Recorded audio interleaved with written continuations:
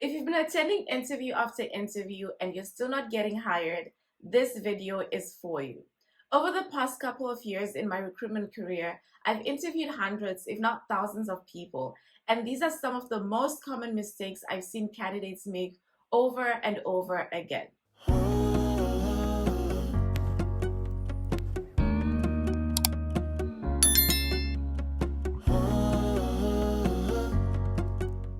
Welcome back to my channel and welcome if you're new. My name is Nicole Nyasha and I share career-related content. The most common interview mistake I see candidates make is not being personable. Companies are not looking to hire a robot or a human machine that's going to push through 1,000 of tasks. They're looking for somebody that is personable, conversational, that can blend in with the rest of the team and build together. And so one of the best interview tips I can give to anybody is to be personable. The best way to appear personable in an interview is to be conversational. When you're asked a question, don't just give a one word or a one sentence answer. Put a bit more thought into it and provide a bit more information. The problem with making your answer very short and to the point is sometimes it's not sufficient for the interviewer to evaluate and determine whether or not you can do the job.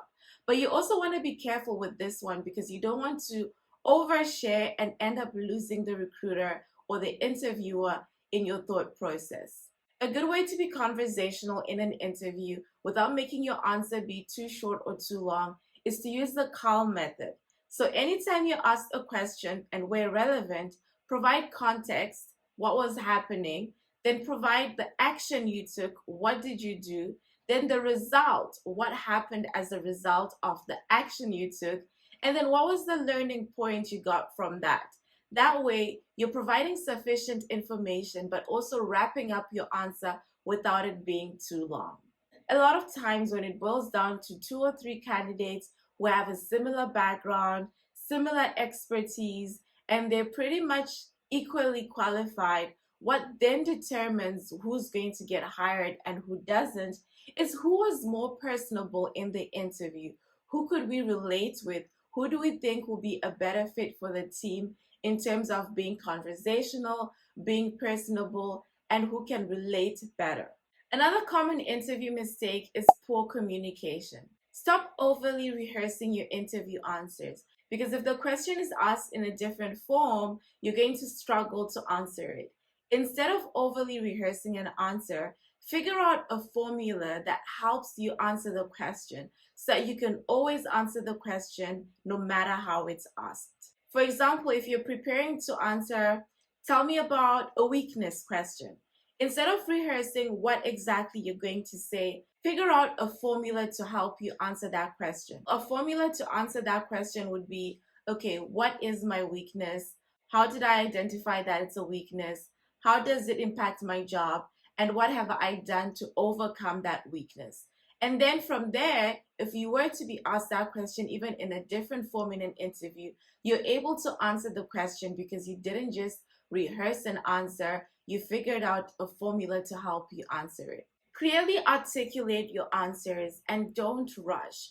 A lot of times when we're nervous, we rush through our answers and we end up saying a lot without really saying anything. And so it's okay to take your time to answer the question at your own pace. And if you don't understand the question, there's nothing wrong with clarifying to make sure you really understand what the interviewer wants to know. It's always better to ask for clarification than to go ahead and answer without actually answering what the recruiter or the interviewer is looking for. Pay attention to your body language. This is a big one, especially now that a lot of interviews are virtual. You're no longer in a room with an interviewer where they can read your full body language and they can tell whether you really want to be there or not. If you're going to show up on a video call, you're going to have to put on more effort to seem engaged and to seem interested in what's really going on. And so your facial expression, the positioning of your hands, that's all very important in the overall communication piece.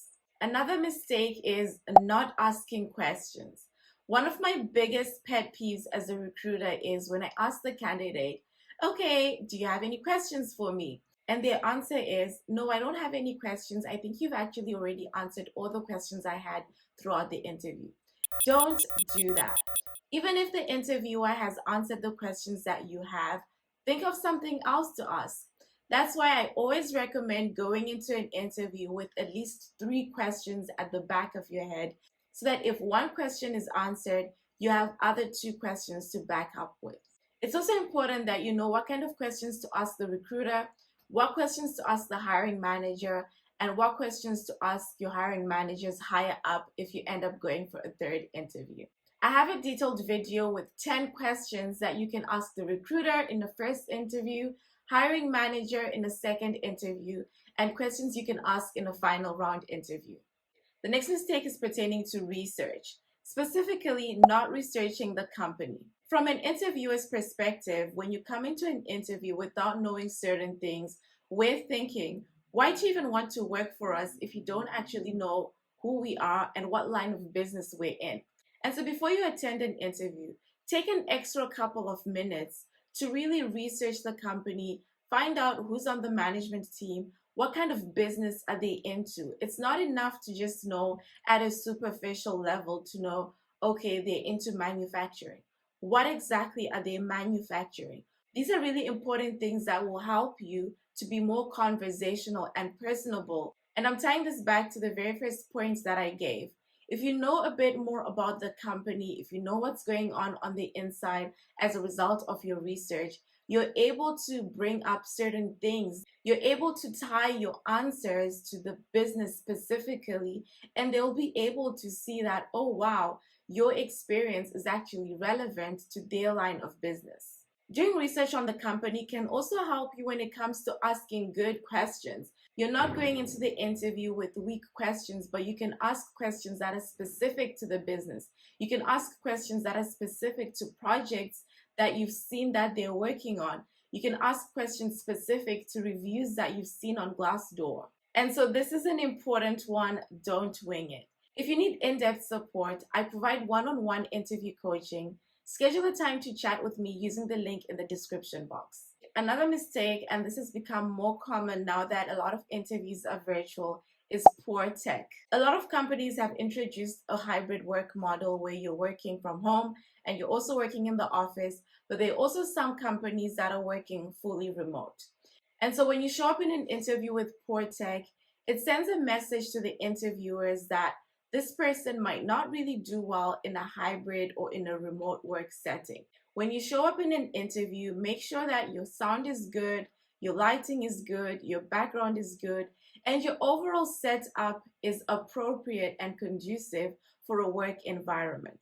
Interviewers might not tell you this, but indirectly, in addition to them assessing your skills, your qualifications, and you being personable, they also want to see that you can thrive in a remote work setting. And so if you show up in an interview, your audio is bad, your lighting is poor, and your setup is just horrible, how then are you going to be able to work and show up on video calls with team meetings, especially if you're in a role that requires customer facing? It's important that from the very onset in an interview, especially if you're interviewing for a customer facing role, your remote setup has to be of a certain standard.